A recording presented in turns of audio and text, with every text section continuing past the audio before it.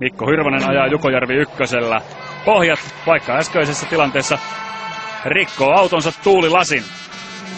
Urja kakkosella menee rikki sitten paljon enemmän muutakin. Ja nyt keskeltä Masen täys heittää 100. Oikein loiva ylilypy heittää tarkka. Ja pitkä vasen loiva ylilypy sisältä heitto.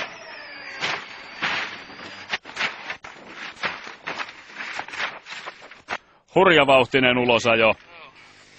Monta kertaa auto katon kautta ympäri ja Hirvosen kisa päättyy tähän. Tämä on Hirvosen uran pahin ja vaarallisimman näköinen onnettomuus.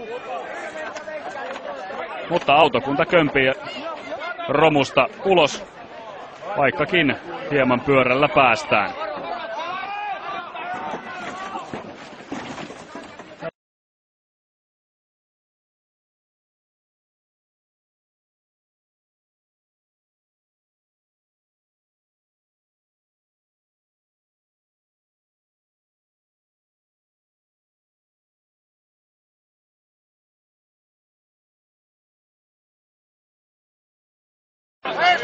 Pois näin!